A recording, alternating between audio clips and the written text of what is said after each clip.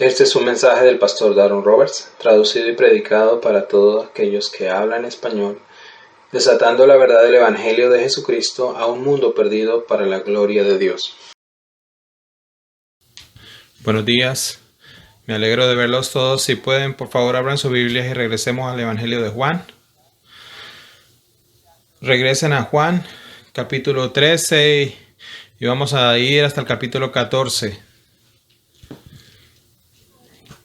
Déjame leerlo, los versos que vamos a encontrar hoy, y luego lo repasaremos juntos mientras que nos preparamos para la mesa del Señor y pensando cómo nuestro Señor quiere que viviéramos. Juan 13, me gustaría empezar en Juan 13, verso 36 para establecer el contexto, pero note que empieza con Pedro en respuesta a Jesús diciéndole que se va a ir. Fíjense allí en Juan 13, 36. Le dijo Simón Cefas: Señor nuestro, ¿a dónde vas? Entonces Jesús contestó y le dijo: a donde yo voy tú no puedes seguirme ahora, pero al final me seguirás. Le dijo Simón Cefas: ¿por qué no puedo seguirte ahora, mi Señor?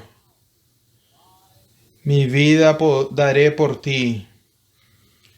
Jesús le dijo: ¿tú darás mi vida por mí? De cierto te digo, el gallo no cantará hasta que me hayas negado 3 veces. No se turbe su corazón, crea en Dios, crean también en mí. En la casa de mi Padre hay muchas moradas. Si no fuera así, se lo hubiera dicho.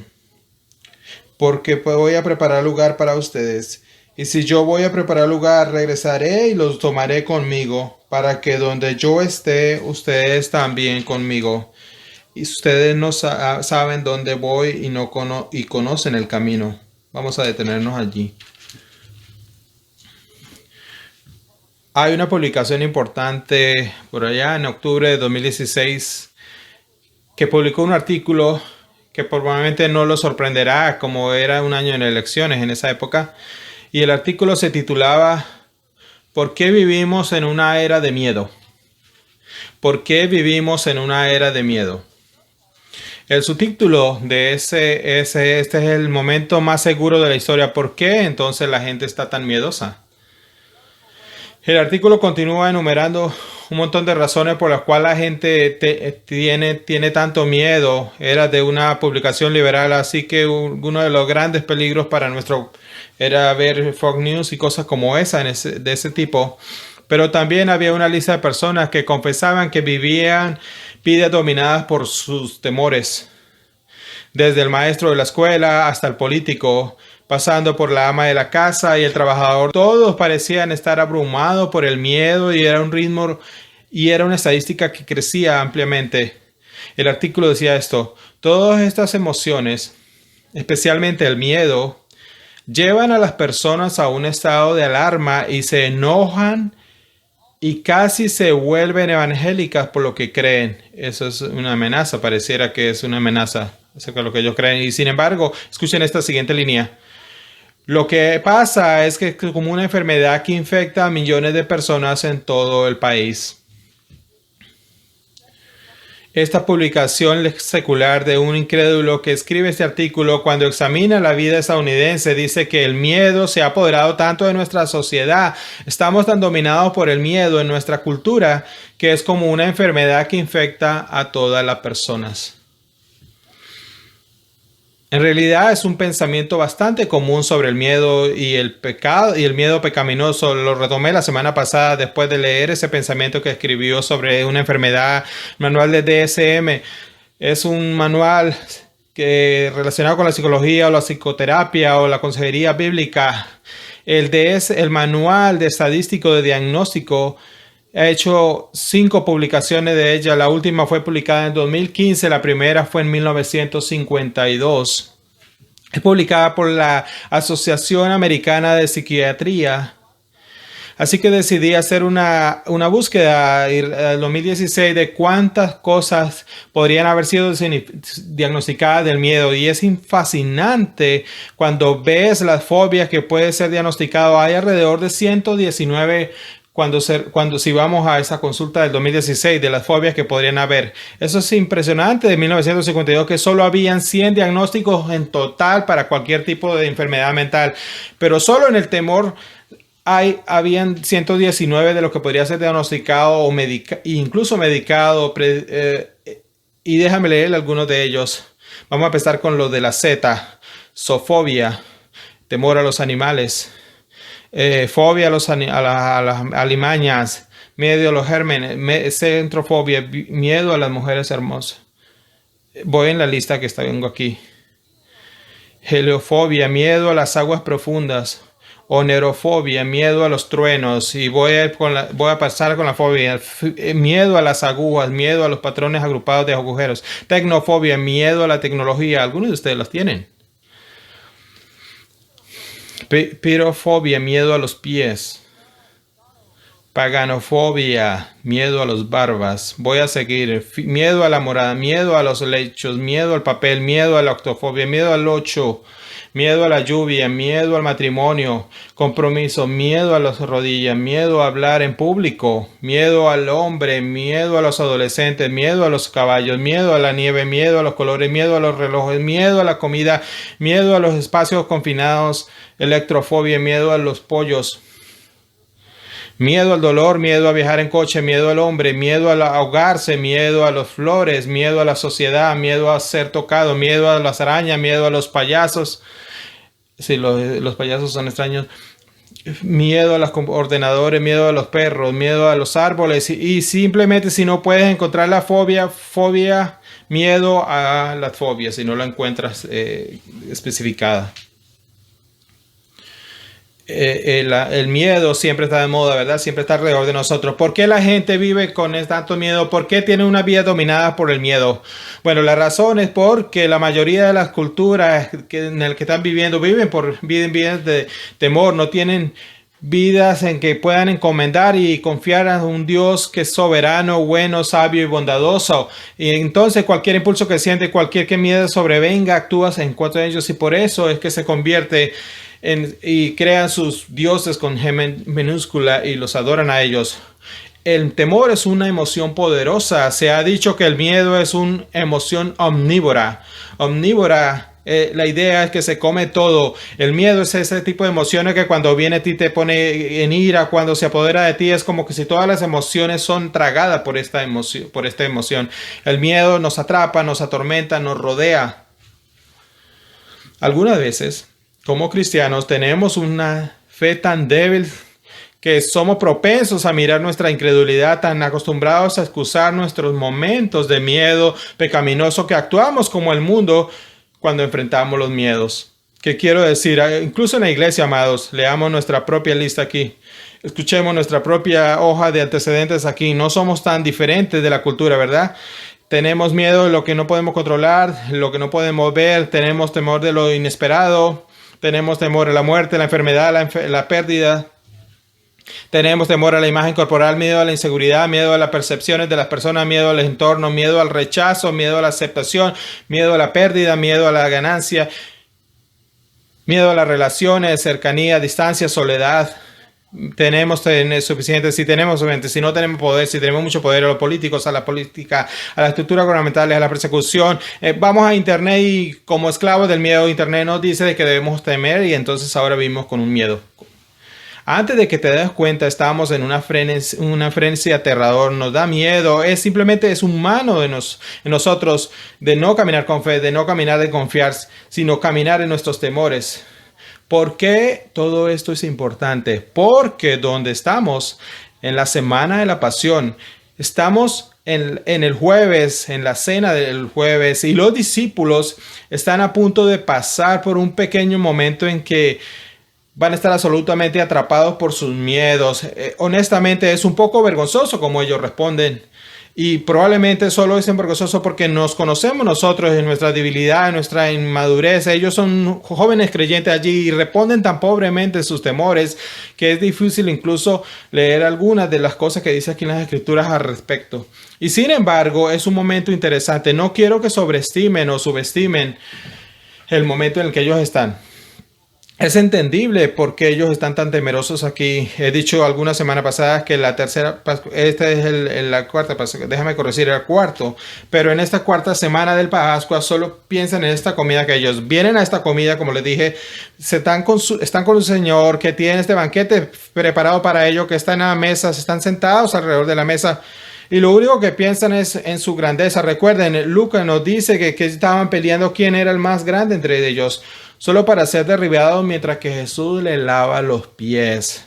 Y luego cuando empieza que van a poder disfrutar la comida, aprenden que el hombre más confiable que tiene el dinero o un hombre llamado Judas va a traicionar al Señor. Eso es mucha información en un corto periodo de tiempo. Y además lo van a ver no solo que van de un punto de la traición, sino que luego escuchan de Jesús, oh sí, me voy. Y no voy a estar con ustedes más, y ni siquiera le voy a dar todos los detalles, sino solo voy a prepararlo para que responda bien. Así que una traición, una mortificación de una partida. Y si eso no es tan malo como se ve, lo que va a suceder hoy es que su líder de confianza, Pedro, va a tener una negación. Le va a decir que va a negar. Imagínense ser los discípulos sentados allí. Esto es un momento muy emocional para ellos en una comida, sino que tiene sentido cuando ellos son atrapados con este temor. Tu líder se va. Pedro los va a abandonar. Jesús es traicionado por eso y todo lo que da cuenta sin conocer todos los detalles. Y en el centro de este contexto, el Señor Jesús va a ayudarlos de manera tan tierna, cuidadosa, confrontativa, podríamos decir, pero bondadosa, a aprender cómo caminar por fe cuando se sientan atrapados por sus temores. Ahora, no quiero que malinterpreten algo. El propósito de este pasaje versus el propósito de mi sermón, y solo quiero que lo entiendan, el propósito de este pasaje es que mucha de esta información fue directa para los discípulos. Piensen eso. No tenemos ese momento uno a uno que caminamos con el Señor y no tenemos idea es decir que va a morir y crucificar. Ellos tienen este momento único en la historia de redención. Juan registra esto para que veamos su momento único, su respuesta única y el discipulado de Jesús sobre ellos. Así que esto es único para los discípulos. Pero lo que no es único para los discípulos es el miedo que se siente cuando las circunstancias son imprevistas. Las variables son incertidumbre, el futuro es desconocido y a su alrededor se avecina una calamidad. Estamos muy familiarizados con la respuesta humana al miedo, cuando las cosas no van como queremos, cuando Dios no ordena el universo de acuerdo a nuestros deseos, cuando Dios desciende y sacude nuestro mundo. Estamos siempre familiarizados cómo respondemos en esas circunstancias. Y eso es útil para nosotros hoy, es útil para nosotros para venir este pasaje. Así que mientras que piensan en y si toman notas, y la próxima semana yo titulé esto, no se turbe vuestro corazón. Lo agarré allí del capítulo 14, verso 1, léalo allí. No se turbe su corazón. Y luego lo dice allí nuevamente en el verso 27. La paz os dejo, mi paz os dejo, no como el mundo las da. No dejes que se turbe tu corazón. Y luego en nuestra línea en el 27, que no tenga miedo. El tema de esta sesión está en medio de todo esto y que Jesús va a decirles, no quiero que vivan controlados por sus miedos.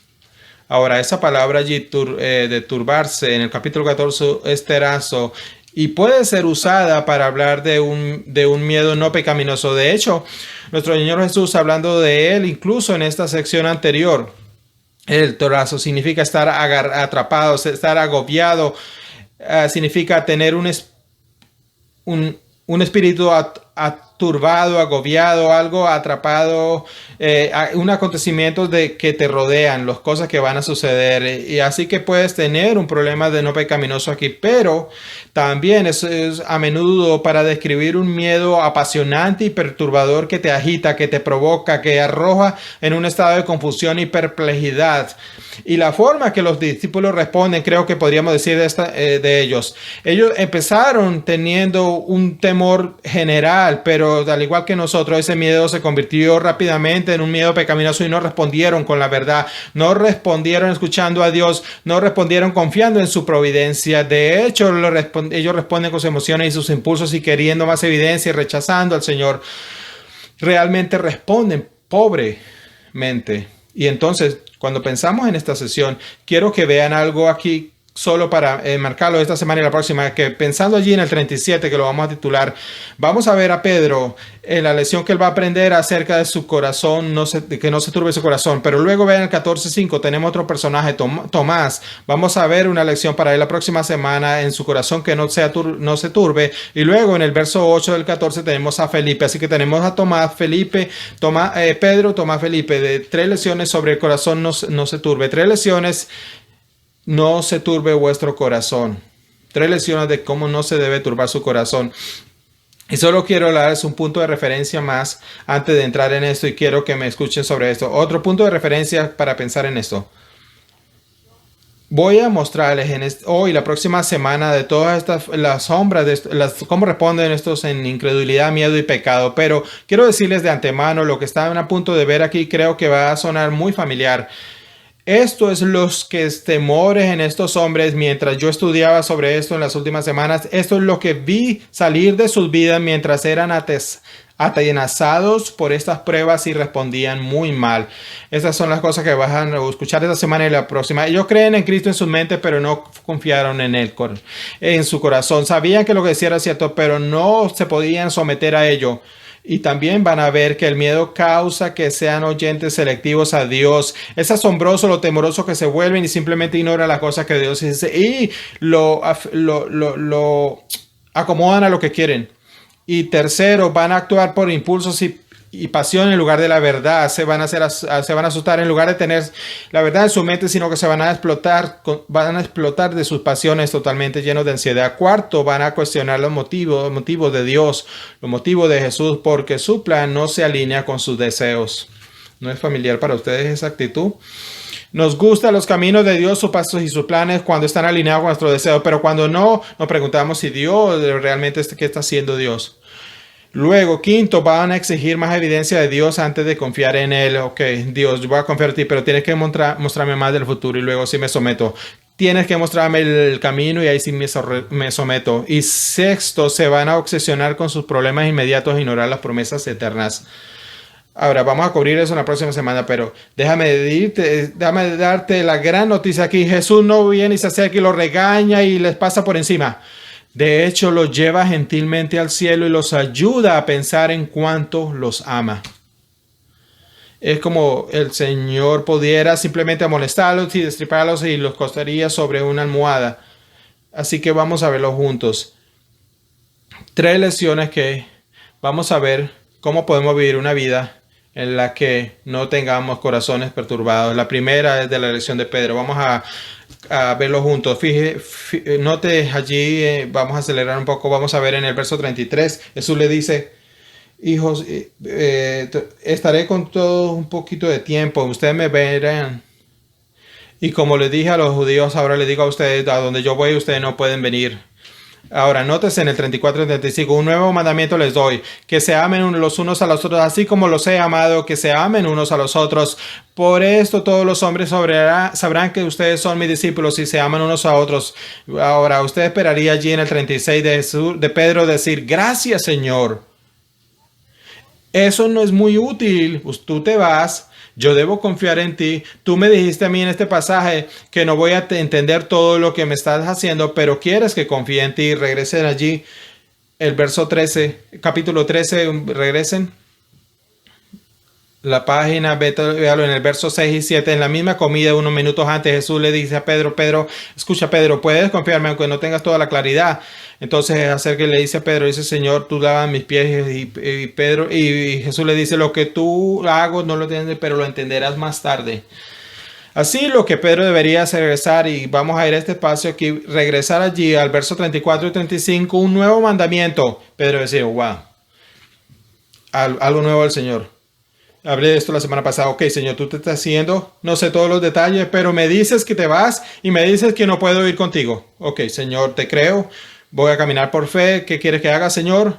Bueno, tú quieres que un nuevo comando te doy. 34. Ámense unos a otros como yo los amo. Ok, mi misión mientras que tú te vas es confiar en ti y caminar en amor por mis hermanos.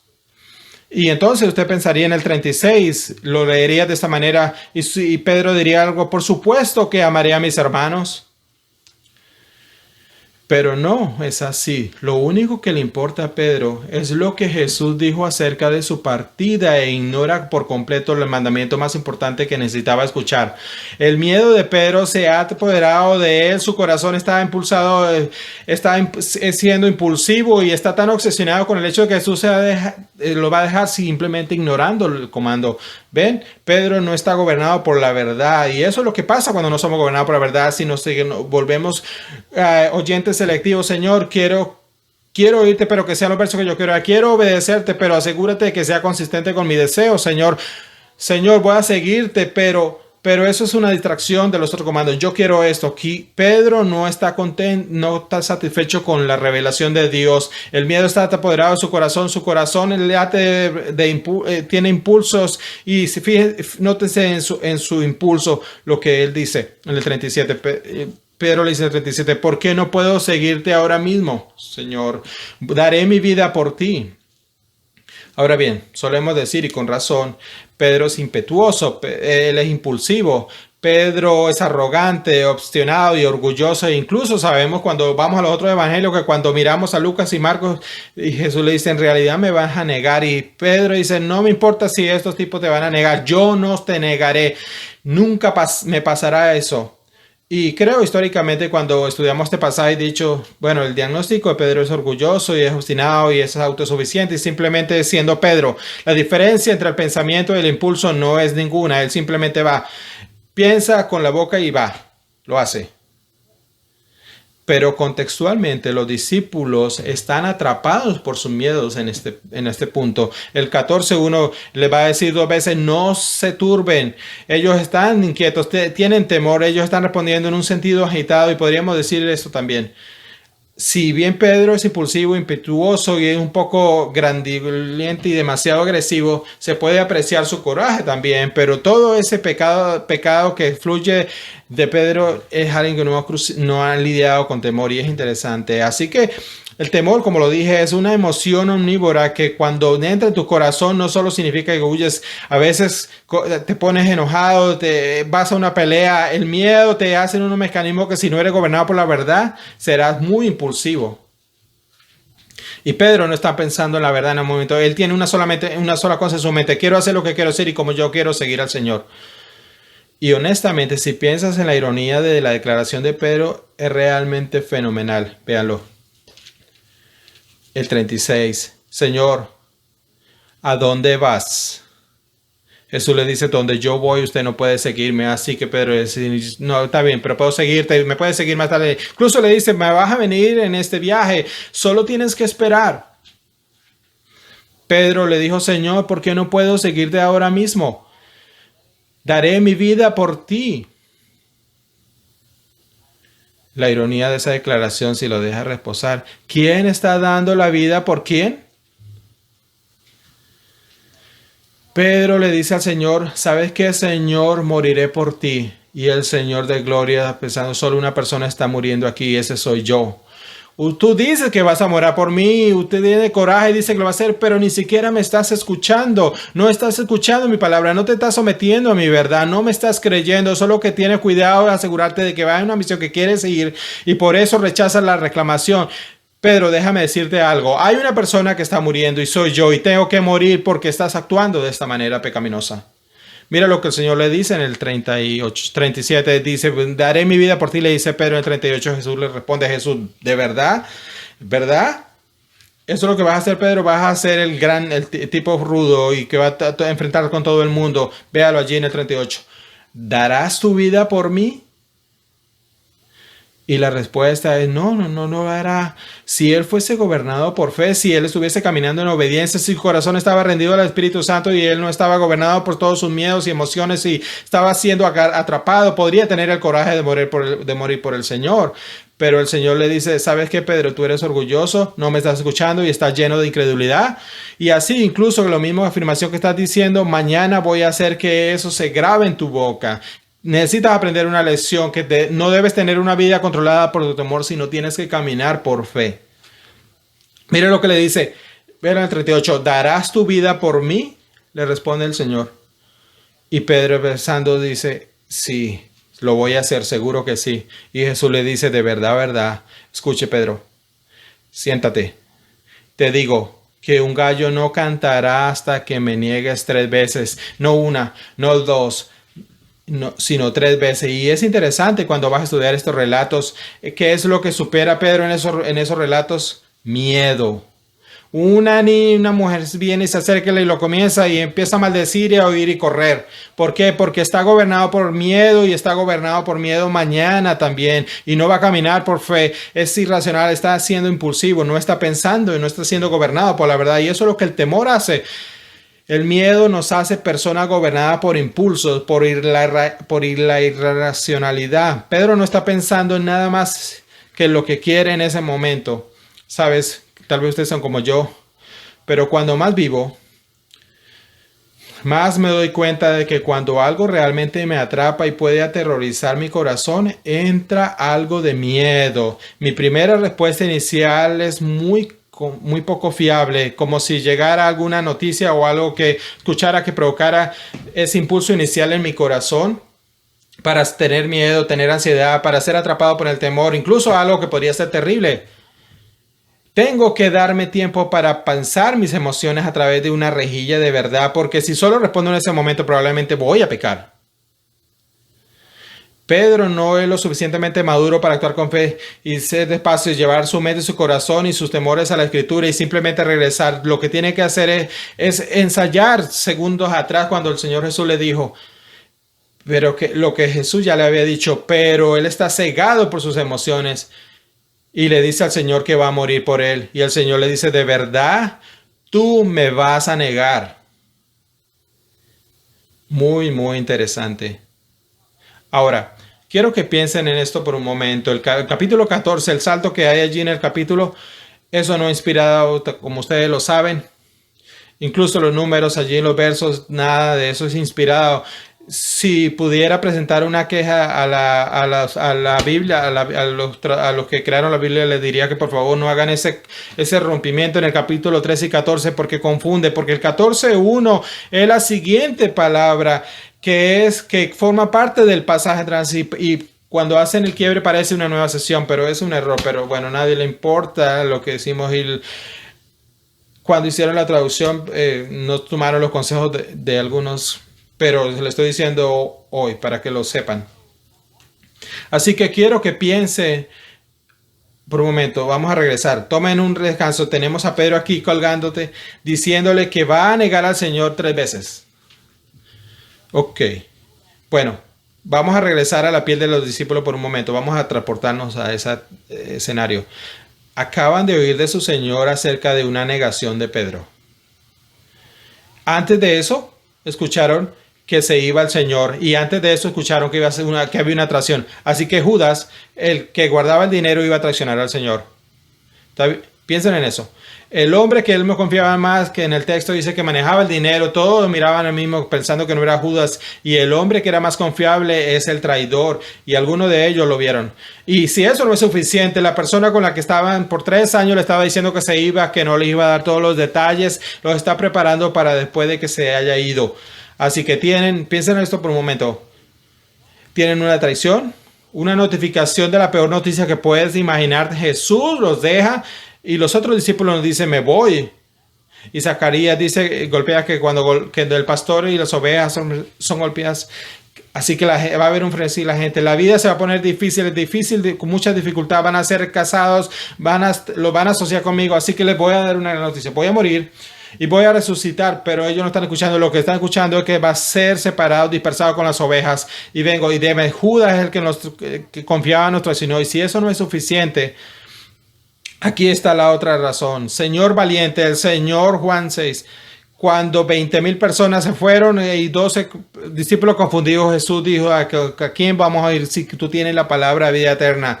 Jesús el portavoz, Pedro el portavoz, perdón. Pedro el fuerte, el valentoso, el líder de los guías, el primero entre iguales, Pedro en el quien debían confiar. Y Jesús acaba de decir que él va a negar al Señor 3 veces. Imagínense ese escenario, una traición, una despedida y una negación. Ese es el escenario que tienen los discípulos allí en ese momento.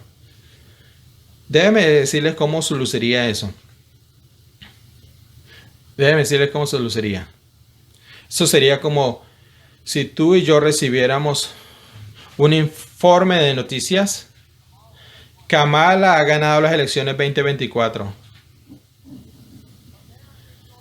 Estados Unidos va a la guerra con China. Tu mejor amigo tiene cáncer en etapa 4.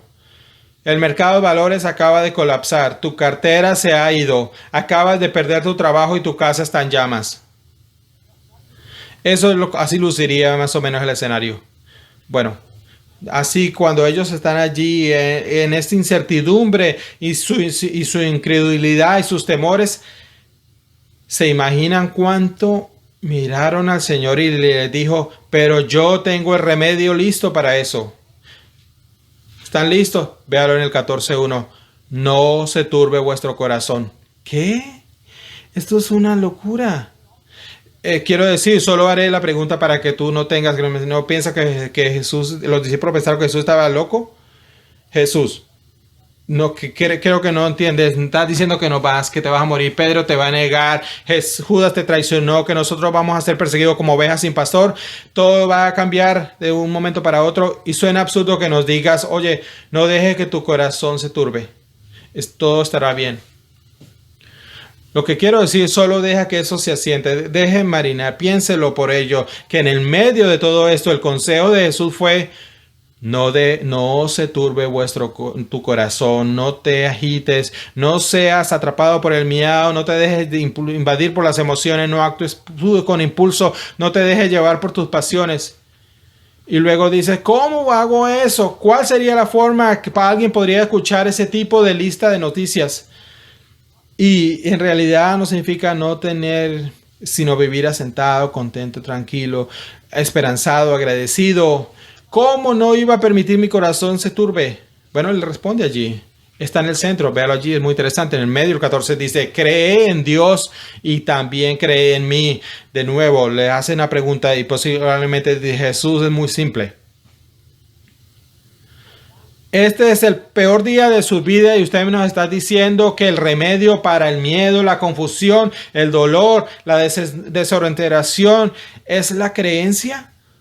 Sí, es exactamente lo que le dice y lo dice 2 veces. Nótelo allí. De hecho, lo dice 6 veces en esta sesión. Mírelo.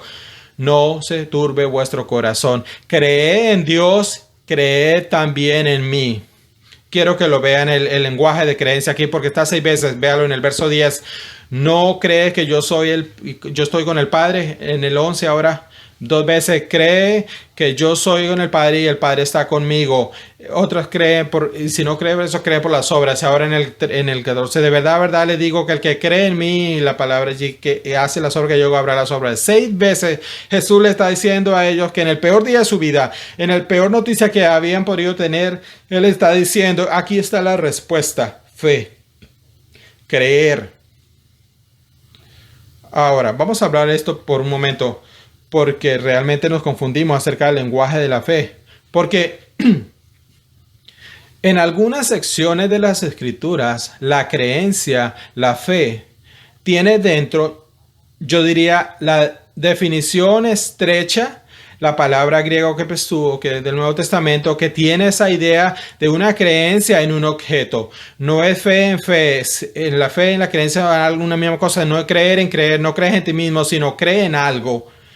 Así que es fe en Cristo, fe en Dios, fe en una promesa. La fe, cómo se fortalece porque hay algo en lo que tú confías.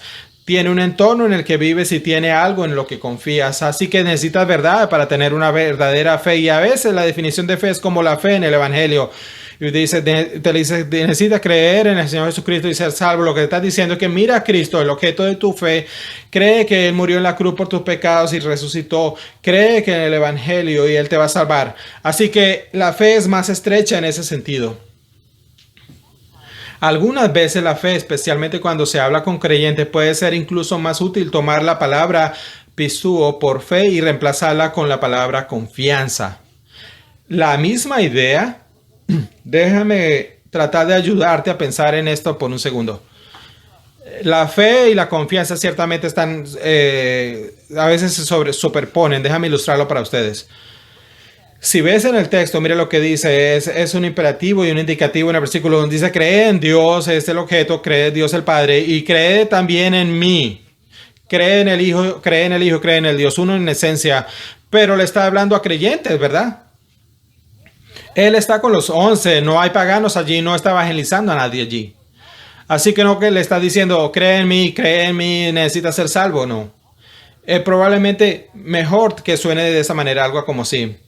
Confía en mí 6 veces, confía en mí, confía en mí, confía en mí, confía en mí. Sé que intelectualmente que tu mente dice que crees en mí, pero cuando estas circunstancias a tu alrededor se arremolinan, te digo que confíes en mí. Confía que yo soy bueno, confía que soy sabio, confía que soy amable, confía que soy soberano y en tu creer. Confía que nunca haría una cosa que no fuera para tu bienestar, confianza. Así que déjame ilustrarlo de esta manera. Tuvimos esa tormenta hace unas semanas atrás. No el huracán, sino un tornado. Bueno, ello vino de nuestro patio trasero en la casa. Y al principio pensó que era genial. Vi un gran viento saliendo por el patio trasero y luego el cielo se volvió verde. Y yo dije, esto no parece normal.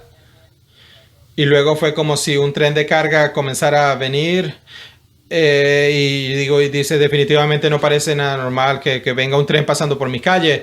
Así que las niñas y todos empezaron a gritar y volvimos a la casa y entonces se pusieron frenéticos y fuimos adentro. Y luego este tornado pasó en nuestro patio trasero y suelo estaba rompiendo palos y arrancando las ramas de los árboles. Y fue una gran experiencia. Bueno, en ese momento mis niñas estaban llorando y estábamos cantando himnos y no teníamos electricidad en nuestra casa y estábamos debajo de un pequeño lugar en nuestra casa y yo miré a mis hijas y les dije, créenme, créenme, créenme. Y las miré y les dije, oye, puedes confiar en papá. Papá nos va a llevar a un lugar seguro. Papá va a hacer lo que es mejor para ustedes. Puedes confiar en papá que va a tomar las mejores decisiones que pueda para ti. Puedes confiar que tal vez no lo entienda lo que estás haciendo y por qué estás aquí en este lugar. Sé lo que es mejor para ustedes. Puedes confiar en mí. Y por el hecho de que confiaban en mi carácter, podían recibirlo.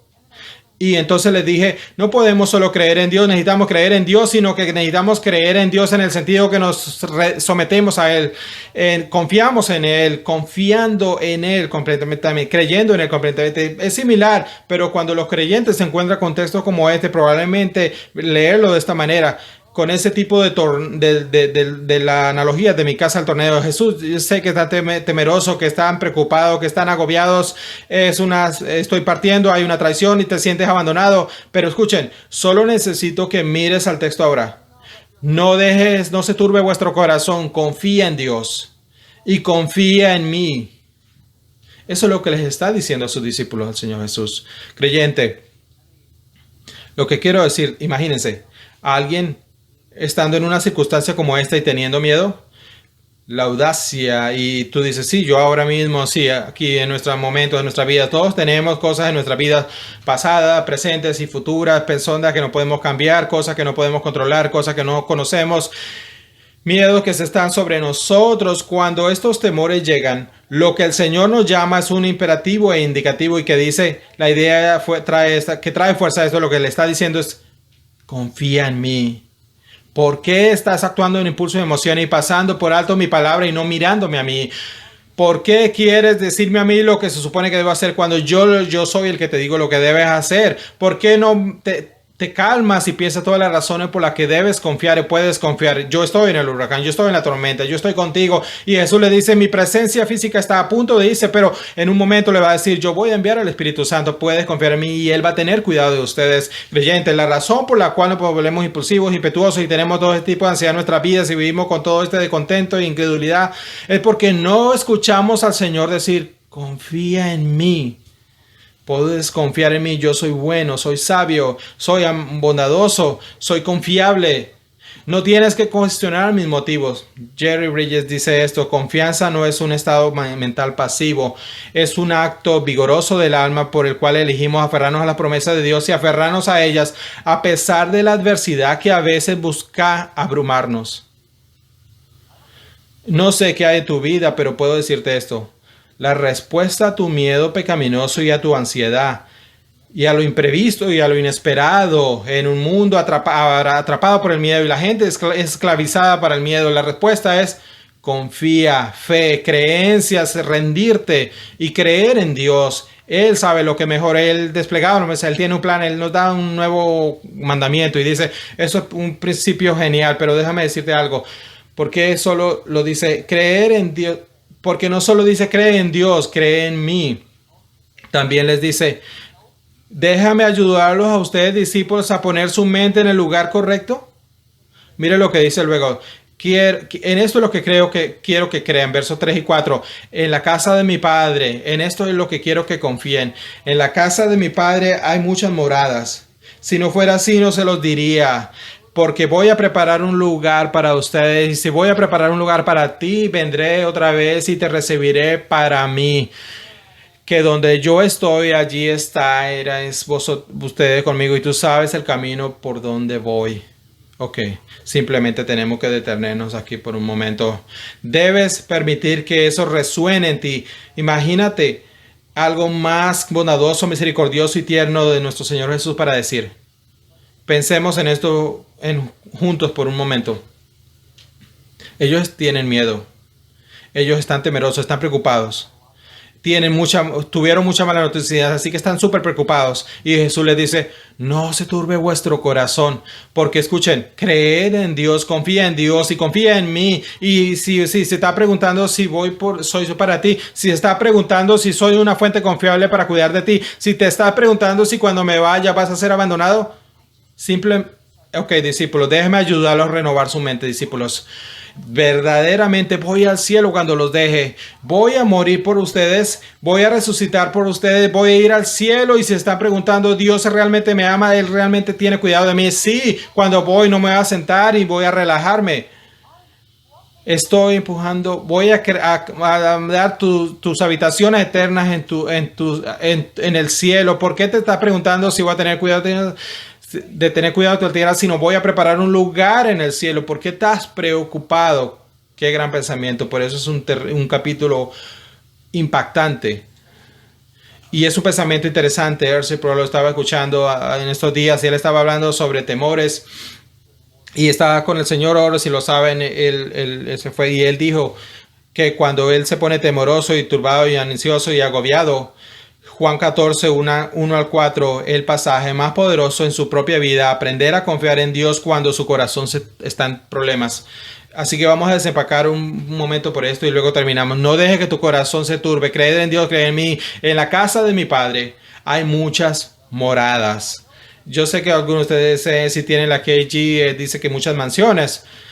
Esa es la versión latina, no es una gran traducción. En realidad es una casa. Él está pintando un cuadro celestial de la gloria del cielo y está pintando una casa, la casa del Padre. Y dentro de la casa hay muchas moradas. Las moradas tienen la idea de habitaciones en un palacio. Así que lo que probablemente debes pensar es que una gran mansión, es decir, de la que le estaba diciendo, me dijo, ¿qué tan grande es? No sé. Sigue creciendo. Y en esta mansión hay habitaciones tras habitaciones. Así que hice una investigación acerca de habitaciones y la más costosa que puede rentar en el mundo es alrededor de $81,000 la noche en Ginebra. Puede ir allí con su familia por $81,000 la noche. Es un penthouse que puede ver la montaña, los ríos, los lagos, 360 grados de belleza. 18,000 es el tamaño de la habitación, 2 baños. Todas las puede tener para ti por solo $81,000 la noche. Pero lo interesante de esta habitación, que es lo que quiero que piensen, la habitación que el Señor está hablando, la más hermosa que cualquier penthouse, en hable de la gloria del cielo y las escenas del cielo y las cosas más hermosas, las que podrías poner tus ojos en este lado de la gloria. Eso destruirá absolutamente esa belleza con profundidad de la gloria, los colores, y no hay pecado que lo haya tocado, no hay daño en eso. Es el paisaje más hermoso que puedas imaginar en una habitación que es una habitación tipo como un palacio, y Jesús le dice, mira, esto dice, en la casa de mi padre hay muchas moradas, mucha gente. Si no fuera así, no se los hubiese dicho. Escuchen, hombre, si hubiese un plan, le estoy diciendo cuál es el plan. Necesitan creer en mí. Y luego, mira, voy a preparar un lugar para ustedes. Imagínense esto por un momento. Estaba tratando de buscar una ilustración. Imagínate, tú y yo vamos a tratar de ir de vacaciones a Ginebra y buscamos en línea y miramos estos lugares y dice, y tienes una vista, pero realmente es barato. Así que lo que vamos a ver es como que la base de la montaña, no el tope de la montaña. Imagínense. ¿Y qué tal si vamos y nos mostramos en la recepción del hotel y nos dijeran, felicidades, no te quedarás en esa habitación? Alguien cubrió el pago completo de su habitación y ahora en este momento nuestra gente está trabajando fuertemente para preparar ese lugar aquí, están preparando la habitación para que donde tú camines a esa habitación, ese lugar en ese momento va a ser la más maravillosa, una estancia y con muchas comodidades que te puedas imaginar, solo esperando para ese momento. Espera aquí en el lobby mientras que ellos terminan de prepararse. Y lo que Jesús está diciendo así, hombres, ¿por qué tienen miedo? Estoy haciendo eso en el cielo para ustedes. Piensen en eso. Estoy preparando un lugar, estoy despojando la habitación, estoy preparando las almohadas, estoy teniendo todo el lugar para que puedas entrar en estas habitaciones celestiales para estar allí eternamente. ¿Por qué estáis preocupados? Sé que es difícil, no ves que el final desde el principio, yo los voy a llevar allí. Y cuando no está aquí, si te está preguntando, ¿Dios realmente está por mí? Bueno, estoy formando esa habitación, estoy creando tu habitación en el cielo. Estoy allí en esa maravillosa mansión del Señor que ni siquiera nos podemos imaginar. Y piensa, bueno, me pregunto cómo sería. Bueno, Pablo fue allí, le tomó 13 años antes de que quisiera abrir su boca para hablar sobre eso, por lo fascinante que ni siquiera podemos imaginar el cielo. Jesús le dice, cuando tu corazón esté preocupado, esté difícil, quiero que recuerden algo. Voy al cielo a arreglar habitaciones para ti, ese lugar eterno donde descansarás por toda la eternidad. Y tú te estás preguntando si yo tengo cuidado por ti en tus preocupaciones. ¿Por qué tienes miedo? Ahora bien, ¿no es esto fascinante? Sí, es hermoso. Miren esto.